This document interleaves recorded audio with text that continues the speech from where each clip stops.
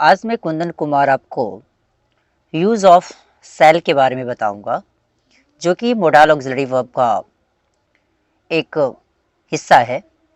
और इसमें आप देखेंगे कि सेल का इस्तेमाल हम कहाँ कहाँ करते हैं। इसमें बच्चे बहुत ज़्यादा कंफ्यूज होते हैं और ये class 7th 8th 9th 10th 11th 12th भले ही बच्चे CBSE के हों या भले ही बच्चे OBS के हों, सबके लिए बहुत ही उपयोगी चैप्टर है। ये बहुत ही मोस्ट इम्पोर्टेंट पार्ट है। ये भी यूज ऑफ सेल के बारे में आज अभी देखेंगे। हम कहा भी जाता है कि शैल जो है ना वो सियाल SCEAL, जो कि ये इस वर्ड से आया हुआ पार्ट है, जिस जो कि ये क्या है तो एस्कलन का SCULN नहीं नन का एक प्रेजेंट फॉर्म है, उससे ये आया है, जिसका मतलब होता है टू ओ या बी ऑवलिस्ट। ठीक है। अब कहते हैं क्या है कि सेल का इस्तेमाल हम कहाँ कहाँ करते हैं। कहता है कि shall is use to express the future actions. जो बच्चे थोड़ा सा स्टडी किए होंगे सिंपल फ्यूचर का, ये उनको पता होगा कि कहाँ कहाँ हम सिंपल फ्यूचर टेंस में हम देखते हैं कि सब्जेक्ट जब आपका फर्स्ट पर्सन सिंगुलर या प्लूरल नंबर होता है, उस सेंस में हमेशा हम केवल सेल का ही इस्तेमाल करते हैं। जैसे कि भी आप यहाँ देख रहे हैं कि आई के साथ भी सेल का ही यूज किया गया है और वी के साथ भी हम सेल का ही इस्तेमाल किया गया। दैट मीन्स क्या कि जब भी सेंटेंस का सब्जेक्ट जब अगर फर्स्ट पर्सन सिंगुलर या प्लूरल नंबर हो, उस सेंस में कभी भी हम जब अगर सेल या विल में से किसको चुनेंगे तो सेल को ही चुनेंगे, क्योंकि वो फ्यूचर एक्शंस को बताता है। दूसरा बोलता है कि आई शैल गो टू पटना टुमारो। यहाँ टुमारो वर्ड से ही पता चल रहा है कि आने वाला कल की बात है। जब आने वाला कल है तो इसका मतलब है कि वो फ्यूचर टेंस में ही जाएगा। We shall go to Delhi, जो कि आई और वी दोनों देख रहे हैं कि फर्स्ट पर्सन सिंगुलर नंबर और प्लूरल नंबर का सब्जेक्ट है, उस रूप में हमेशा हम सेल का ही इस्तेमाल करेंगे। दूसरा, सेल का इस्तेमाल हम कहाँ करते हैं, तो लिखा भी है कि shall is use to express command, promise, threatened या determination, compulsion when the subject of the sentence is in the form of second person or the third person singular और plural number। जब याद रहे कि सेल का इस्तेमाल हम तब भी करते हैं जब कमांड, प्रॉमिस, थ्रेटेंड धमकी, डिटर्मिनेशन दृढ़ संकल्प, कंपल्शन मजबूरी इत्यादि ये सारे सेंटेंस से ही जब एक्सप्रेस करने का बात हो, उस सेंटेंस में हम हमेशा सेल का ही इस्तेमाल करते हैं। लेकिन याद रहे कि जब सेंटेंस का सब्जेक्ट किस में रहे, सेकेंड पर्सन और थर्ड पर्सन में, वो भी सिंगुलर और प्लूरल नंबर दोनों फॉर्म में रहेगा, उस कंडीशन में हम सेल का ही इस्तेमाल करें। जैसे कमांड का ही शैल रीड अ बुक, जो कि यहाँ ही आप देख रहे हैं, ही के साथ भी विल लगाने का परंपरा पहले से भी देखा जा रहा है, लेकिन यहाँ जो भी आप सेल देख रहे हैं क्या है तो ये कमांड को दर्शाता है। यू है, यू के साथ भी यहाँ सेल का इस्तेमाल किया क्योंकि ये कमांड को दर्शाता है। और अभी आपने जस्ट देखा भी कि जब भी अगर कमांड को शो करना पड़े फ्यूचर टेंस के लिए, तो उस कंडीशन में जब ज़्यादा से ज़्यादा हार्ड एंड स्ट्रिक्टली जब इसको कमांड करना पड़ेगा, उस सेंस में हमेशा हम सेल का ही इस्तेमाल करेंगे। किसमें, भला ही वो सब्जेक्ट सेकेंड पर्सन रहे या थर्ड पर्सन सिंगुलर या प्लूरल नंबर रहे। He shall read, that means क्या कि उसे बुक को पढ़ना पड़ेगा। You shall go there at once, उसे तुम्हें तुरंत वहाँ जाना होगा। प्रॉमिस, किसी को वादा पूरा करना का। यू शैल बी अवॉर्डेड, तुम्हें क्या किया जाएगा, तुम्हें अवार्ड दिया जाएगा। तो थ्रेटेंड है, किसी को धमकी देना। If you do this you shall be dismissed, अगर तुम ऐसा करोगे तो, अगर तुम यह करोगे तो तुम्हें डिसमिस किया जाएगा।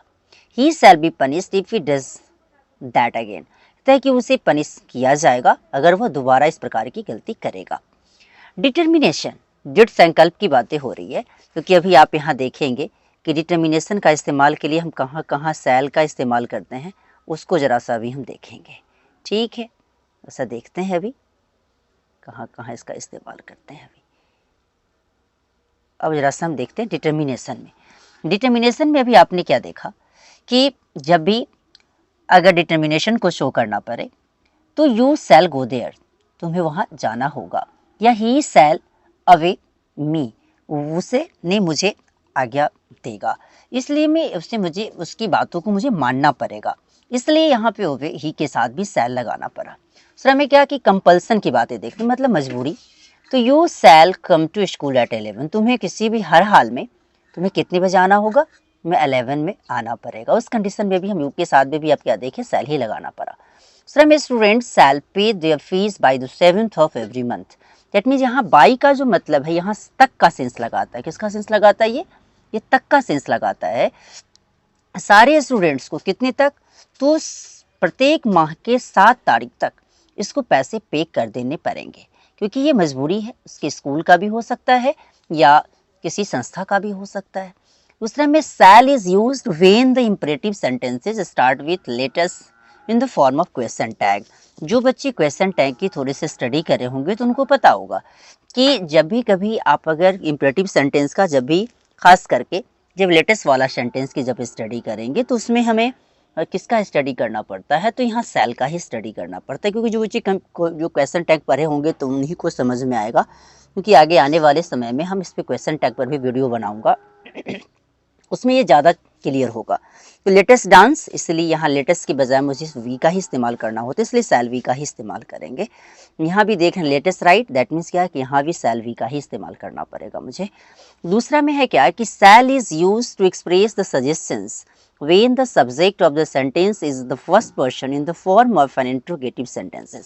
याद रहे कि सेल का भी इस्तेमाल हम उस समय करेंगे किसी को सजेस्ट करने के लिए, लेकिन याद रहे कि जब भी सेंटेंस का सब्जेक्ट हमेशा फर्स्ट पर्सन में रहेगा और वो सेंटेंस किस फॉर्म में रहेगा, तो इंट्रोगेटिव फॉर्म में रहेगा। किस में रहेगा, तो इंट्रोगेटिव फॉर्म में रहेगा।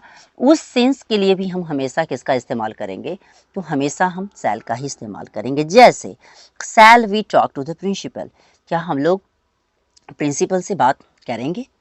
शैल आई ओपन द विंडो, क्या मैं उस विंडो को खोलेंगे। तो उस रूप में मुझे किसका इस्तेमाल करना होगा, तो उस कंडीशन में हमेशा हम इस्तेमाल करेंगे किसका, तो शैल का ही। दूसरा, जो shall is use to express simple futurity, permission और desire etcetera when the subject of the sentence is the first person. तो उस कंडीशन में भी हम किसका इस्तेमाल करेंगे, तो हमेशा सेल का ही इस्तेमाल करें, क्योंकि यहाँ पे लिखा भी है कि shall is used to express simple futurity, permission और desire etcetera when the subject of the sentence is the first person in the form of an interrogative sentence. याद रहे कि सेल का भी इस्तेमाल हम तब करेंगे जब मुझे किसके बारे में बताना होगा, तो सिंपल फ्यूचरिटी के बारे में या परमिशन के बारे में या इच्छा के बारे में और इसके अलावा और सारे रूप में। तो हमें याद रहे कि सेंटेंस का सब्जेक्ट हमेशा किस में रहेगा, तो फर्स्ट पर्सन में ही रहेगा। किस में रहेगा, हमेशा फर्स्ट पर्सन में ही रहेगा। उस और सेंटेंस का जो बनावट रहेगा वो किस में रहेगा, तो सेंटेंस का बनावट हमेशा इंट्रोगेटिव सेंटेंस में रहेगा। किस में रहेगा, तो हमेशा इंट्रोगेटिव सेंटेंस में रहेगा। उसी कंडीशन में हम जाकर के सेल का इस्तेमाल करें। जैसे शैल आई बी वेस्टिंग इन डिस्पेयर, नहीं डिस्पेयर का मतलब है निराश है, नहीं, तो क्या मैं अपने आप को क्या मैं बर्बाद कर रहा हूँगा वो निराशा में।